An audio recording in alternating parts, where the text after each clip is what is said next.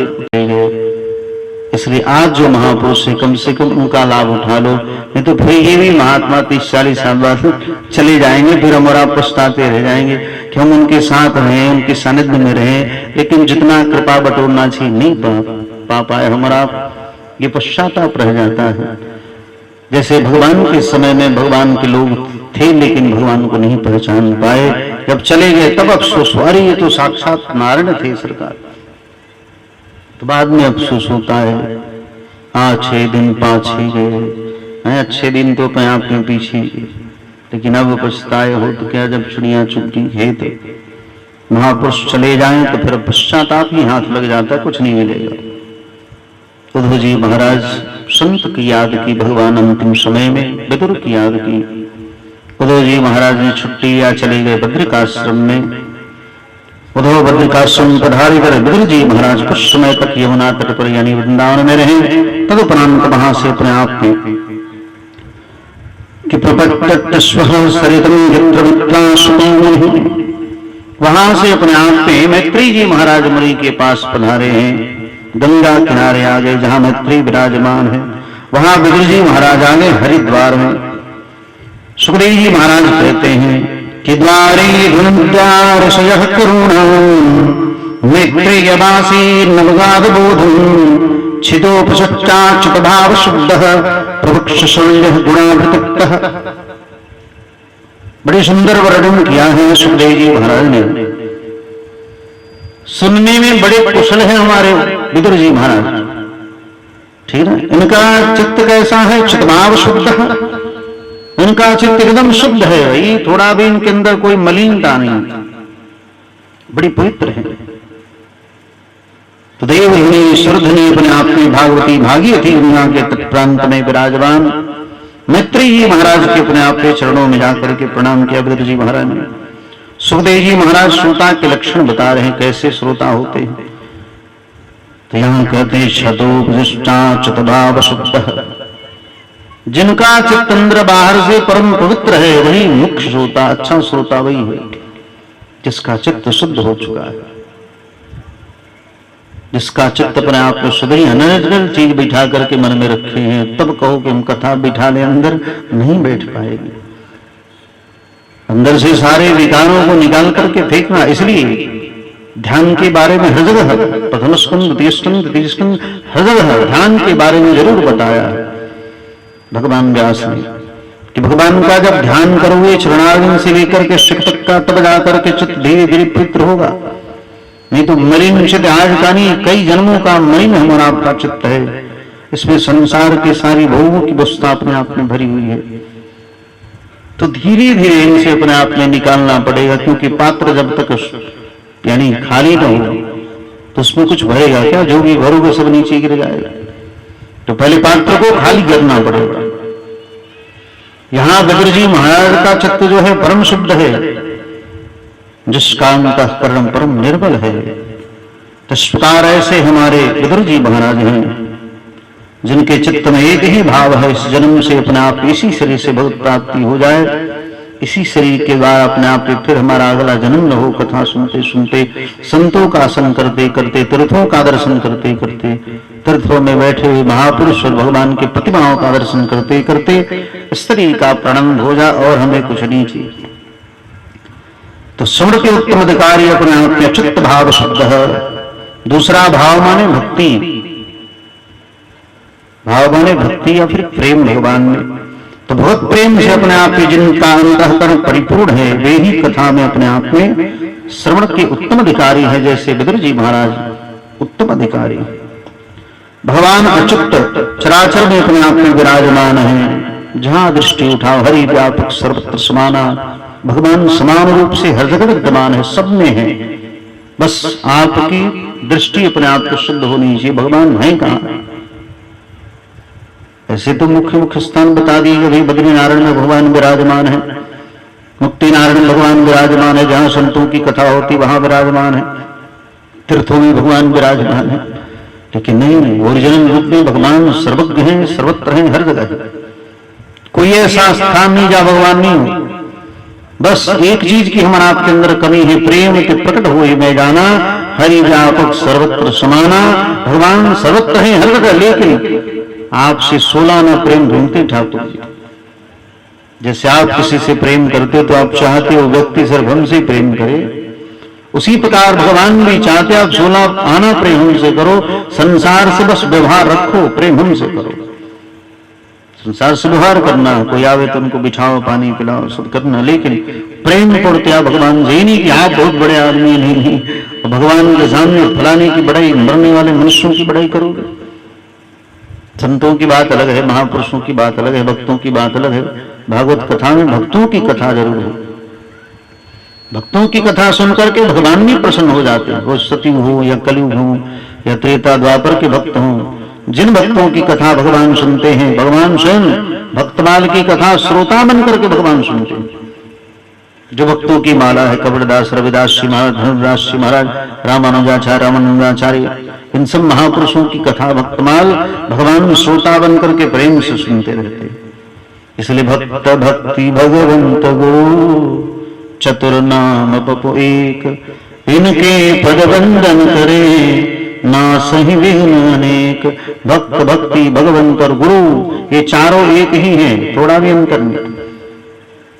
भले हमारा पंतरवान शांतर की है, इसलिए भगवान सर्वत्र है, हर जगह विद्यमान, हरि व्यापक सर्वत्र समाना, लेकिन प्रेम से प्रकट हो ही में जाना।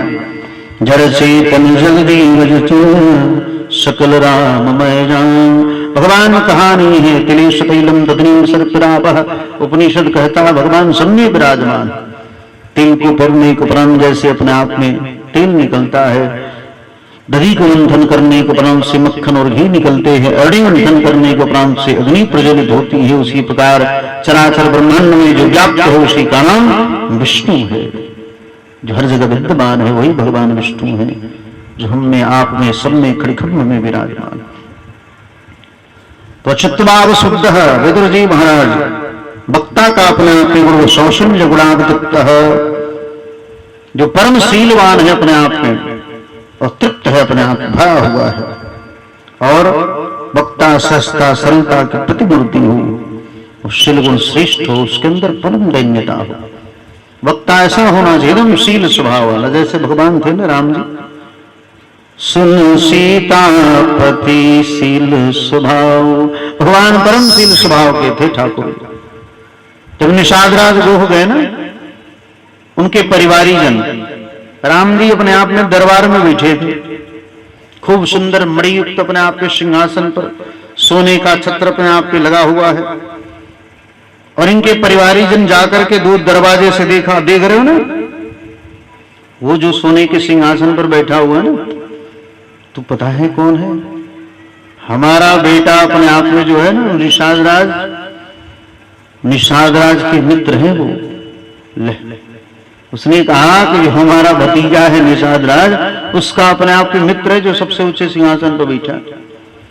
भगवान के कानों में जो ही आवाज गई, ठाकुर जी के कानों में, भगवान ने तुरंत अपने आप में कहा, लक्ष्मण जो आज्ञा भ्राता श्री, कहा कि जाओ हमारे परिवारी जन है, उनको आदर सहित लेकर के आओ। बड़े बड़े राजा महाराजा आते हैं तो पार्षदों को भेजते हैं, सेवकों को भेजते हैं भगवान, और यहाँ बेचारे फटेल कटेल अपने आप पहन के आने वाले मलाह जाति के बेचारे, और उनको अपने आप में कहा हमारे परिवारी जन, उनको आदर सहित लेकर के आओ।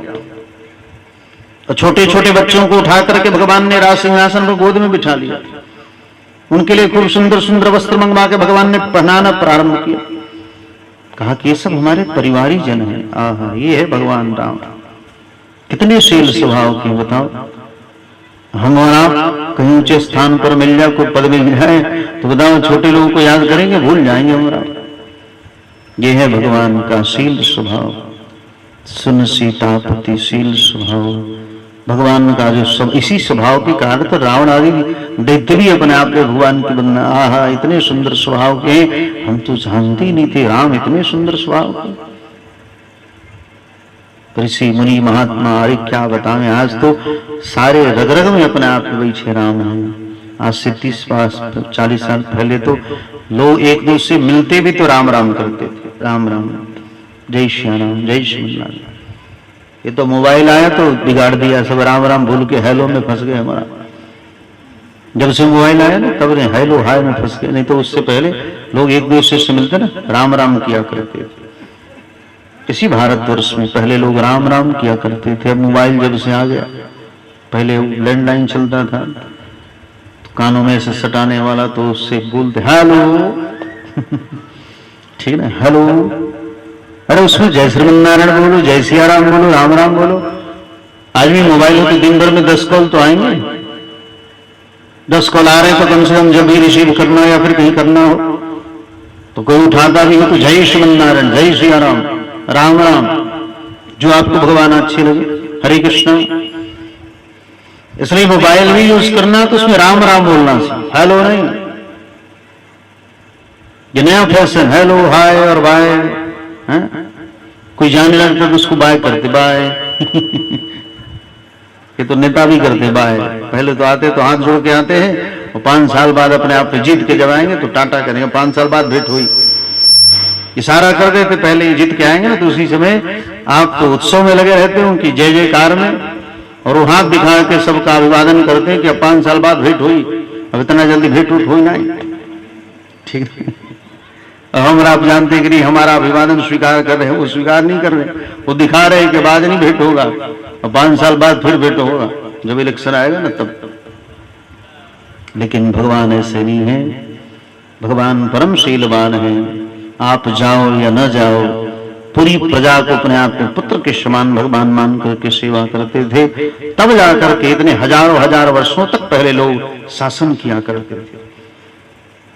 पहले इसलिए लोग शासन किया करते थे हजारों हजार वर्ष तक, कारण पूरी प्रजा को पुत्र मान के सेवा करते। आज हमारा सारी प्रजा को नहीं मानते, जिसके परिणामस्वरूप 5 साल में बदल जाता है सिर्फ।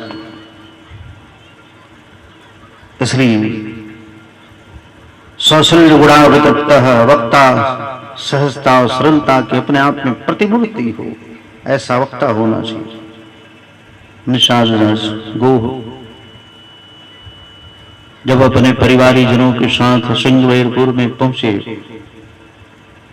और भगवान मध्य में बैठे थे, प्रश्न कर दिया भगवान ने ये सब कौन है, तो कहा कि परिवारी जन है। अच्छा, इसमें जो वृद्धावस्था में दिख रही है कौन है? निषाद राज गोह ने कहा हमारी मैया है।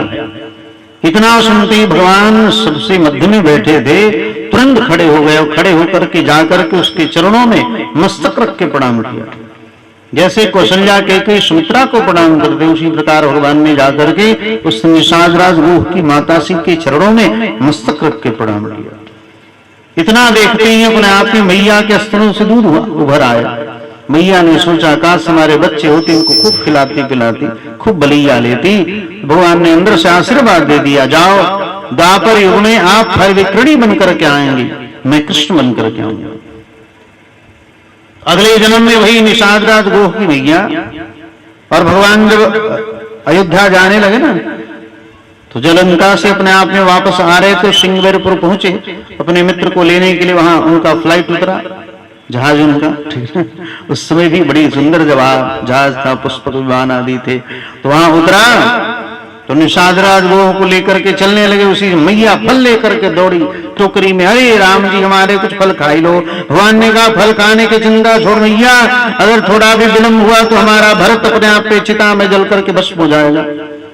इसलिए आज ये फल नहीं, आपका फल मैं द्वापर युग में जब आप फल विक्रणी बन करके आऊंगी और मैं कृष्ण बन करके आऊंगा, तब आपका फल खाऊंगा। आज तुम्हारे फल के चक्कर में हमारा भरत चला जाएगा।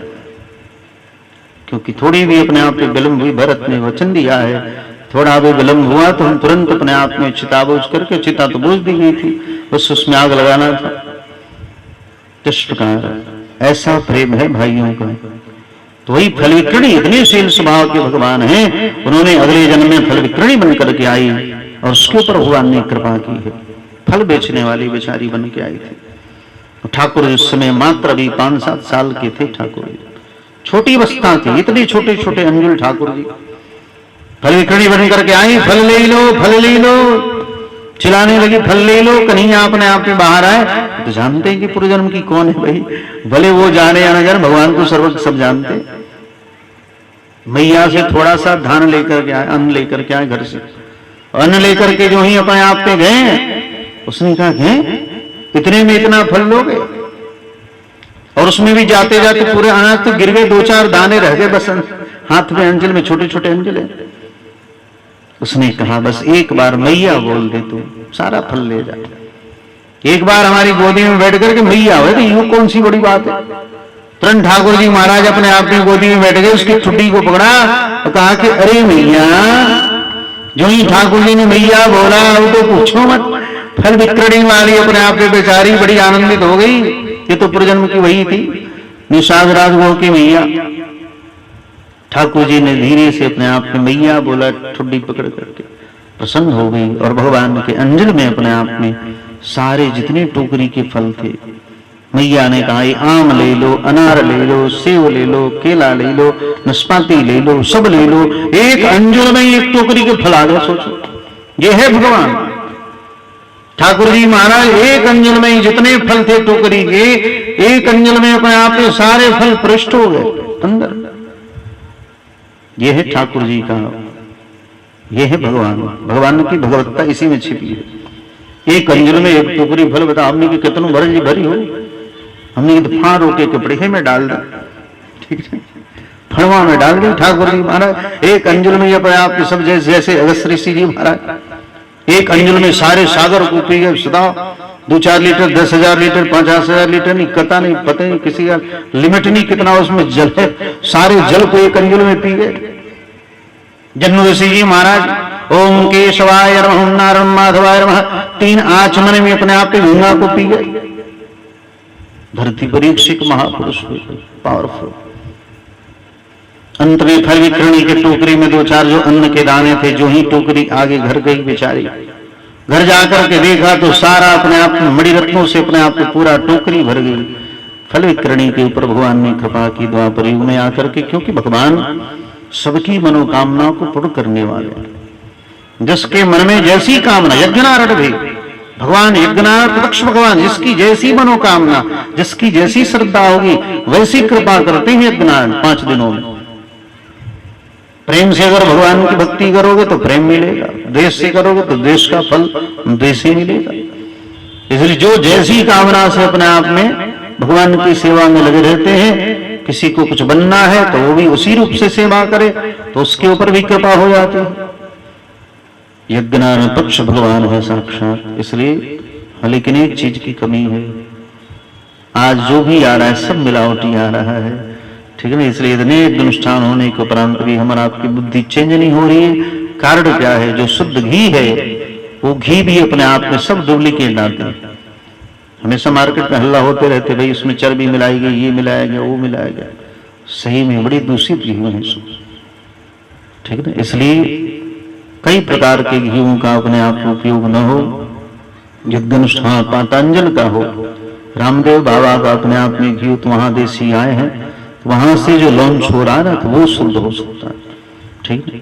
अब बीच में कोनो 2 नंबर के बनाई दे, हमें दो स्टिकर लगाई दे, भगवान ने जाने। भैया बड़ी तेज है लोग, धरती पे इतने तेज लोग हो गए पूछो मत। डुप्लीकेट बनाने में तो सोचना है नहीं, कुछ भी डुप्लीकेट बनाई दे।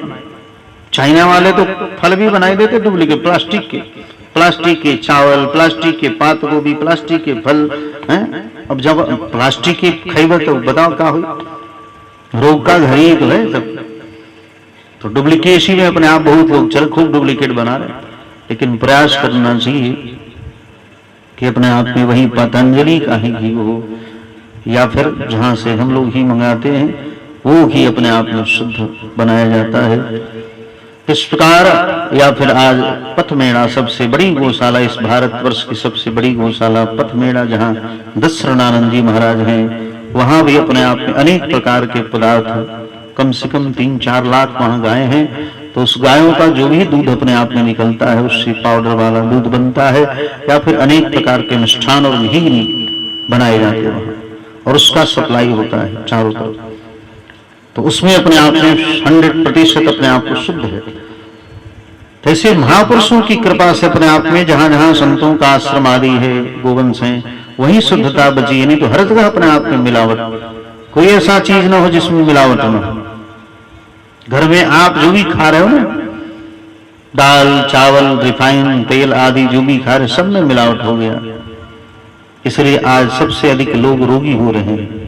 पहले मोटे मोटे अनाज को खा करके लोग खूब बड़े बड़े पहलवान हुआ करते थे। बाजरा की रोटी चबा चबा करके लोग पहलवान हो जाते थे।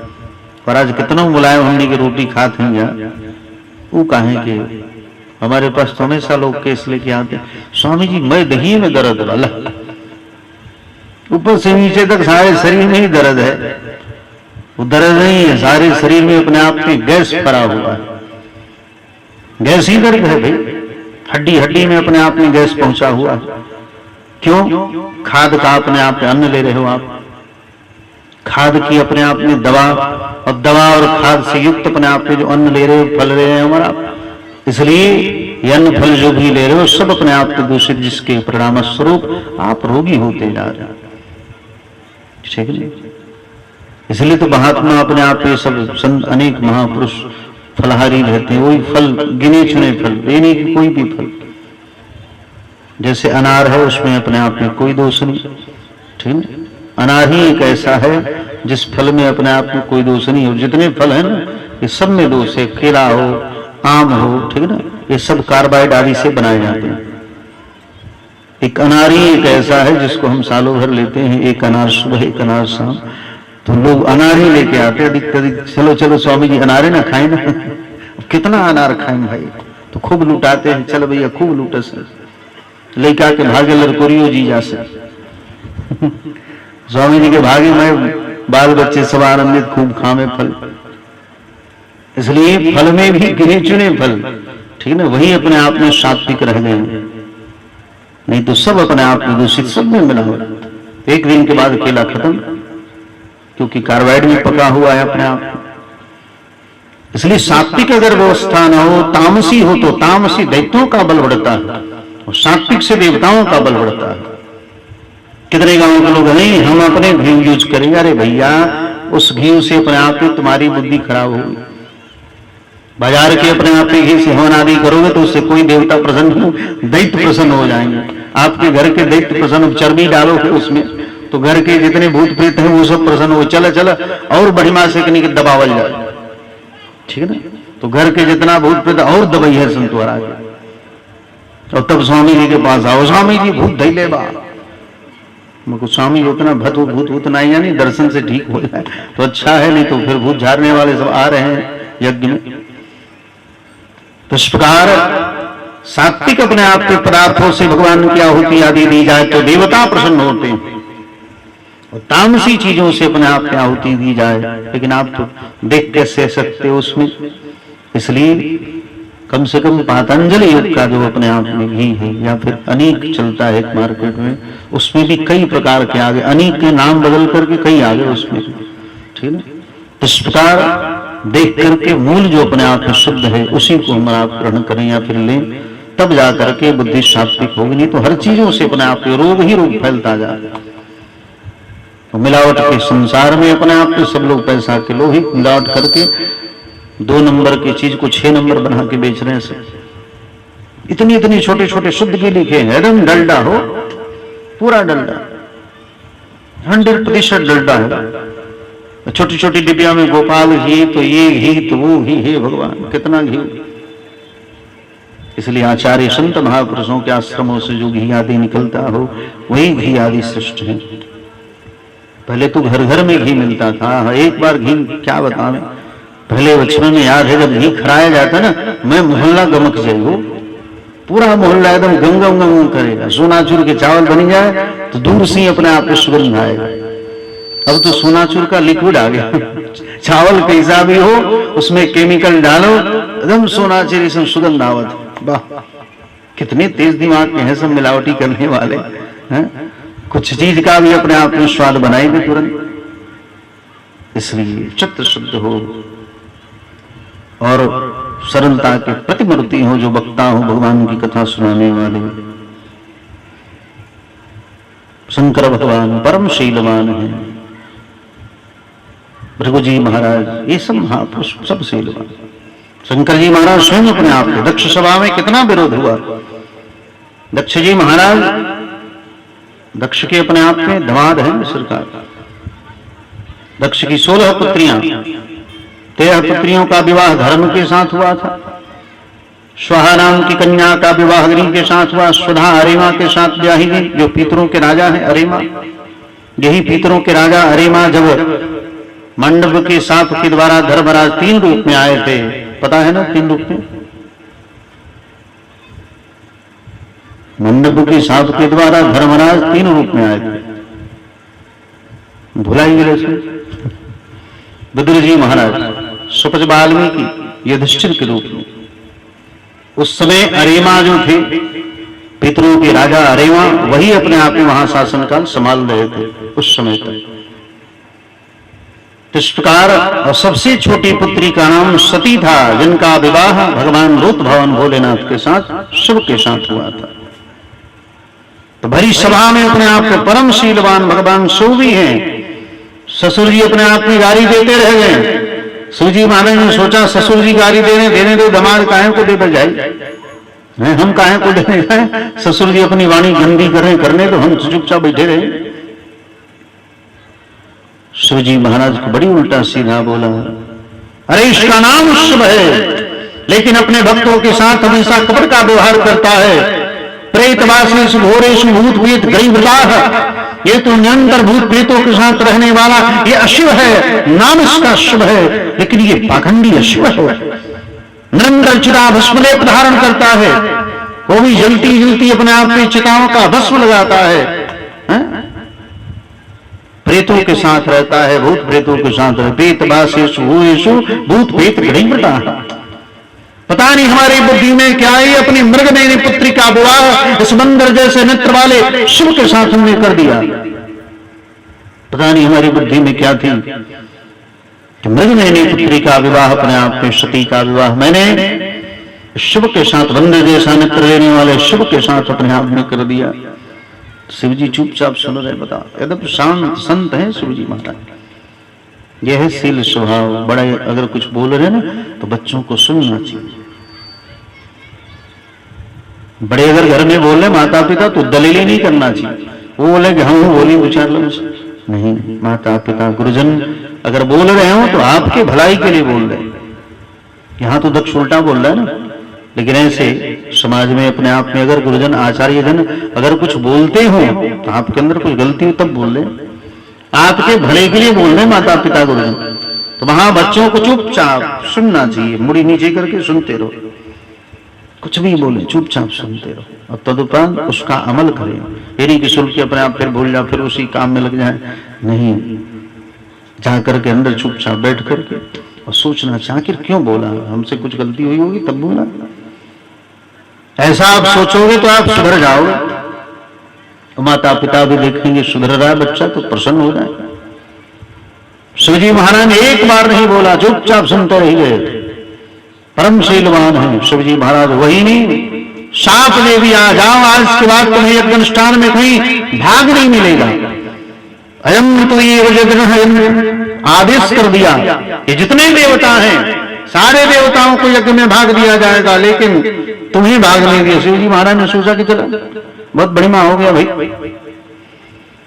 कि जहां भी अपने आप को स्वाहा होता बिना निमंत्रण के जाना पड़ता, ठीक ना। अब तो कहीं आनंद से जाकर के भजन करेंगे, नहीं तो जहां स्वाहा स्वाहा हुआ शिवजी को बिना बुलाए भी जाना पड़ता था। इसलिए दक्ष ने मना कर दिया, आज के बाद तुम्हें यज्ञ अनुष्ठान में कहीं भाग नहीं दिया। सभागण देव देव गणादन, सबको तो भाग दिया जाएगा लेकिन तुम्हें भाग नहीं दिया जाएगा हे शिव। इस प्रकार शिवजी महाराज को यज्ञ से वंचित कर दिया। दक्ष जी महाराज ने भाग नहीं दिए जाएंगे, जाओ यहां से। तब भी शिवजी महाराज बड़े प्रसन्न है, चले गए कहां, कैलाश पर्वत पर लगा दिया कि चलो झंझट दूर हुआ, राम राम करेंगे।